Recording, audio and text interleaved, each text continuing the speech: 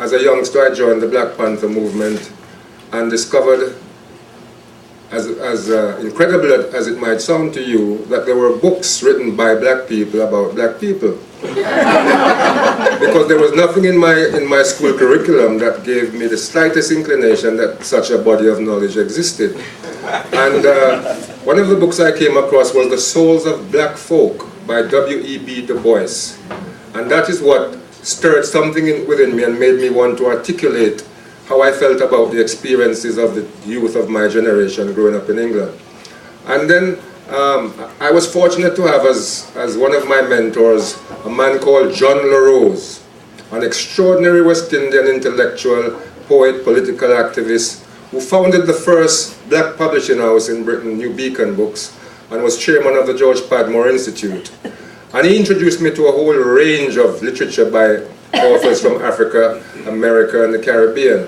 And one of the first books that really whetted my appetite for poetry was a book called Black Poetry. And it was edited by a man called Dudley Randall. And it had poems in it by people like Margaret Walker, Gwendolyn Brooks, Leroy Jones, Sonia Sanchez, Don L. Lee. And also in the Panthers we had an LP which was circulating around the youth membership to which I belonged by a group called the Last Poets. And this was poetry in the Afro-American vernacular accompanied by percussion. And I thought, this is the kind of poetry I want to write. And through that and through my reading of other Caribbean poets, African and African-American poets, I eventually found my voice. On the stage to finding my voice, I wrote stuff like this next poem, Sonny's Letter. Sonny's Letter came out of a campaign that I was involved in the 70s to get rid of a law we knew in the black community as a SUS law.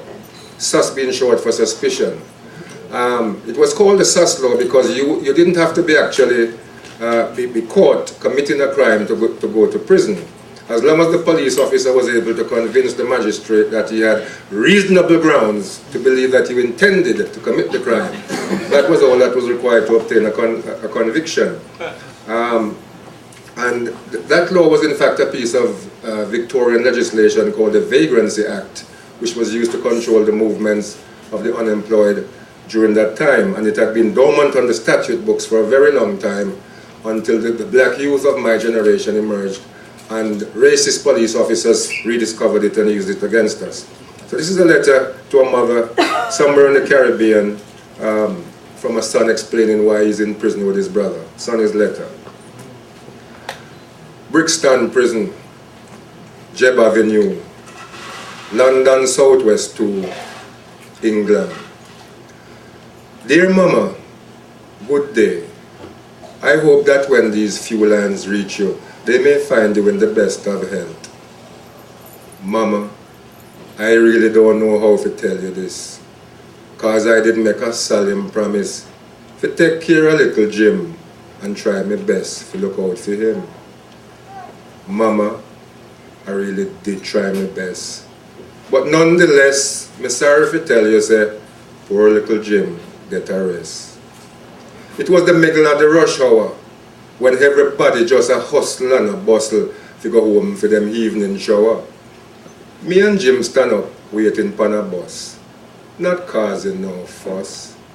When all of a sudden a police van pull up, out jump 3 policemen, the whole of them carrying baton. Them walk straight up to me and Jim. One of them hold on to Jim, say him taking him in. Jim tell him to let go of him, for him not do nothing. And him not a thief, not even a button. And Jim start to wriggle. The police start to giggle. Mama, make I tell you what them do to Jim. Mama, make I tell you what them do to him. Them thump him in him belly and it turn to jelly. Them lick him pon him back and him rib get pop. Them lick him pon him head but it tough like lead. Them kick him in him seed and it started to bleed. Mama, I just couldn't stand up there and not do nothing. So me choke one in him eye and him started to cry. Me thump one in him mouth and him started to shout. Me kick one pan him shin and him started to spin. Me thump him pan him chin and him drop pan a bin and crash. And dead. Mama, more policemen come down and beat me to the ground. Them charge Jim for sus.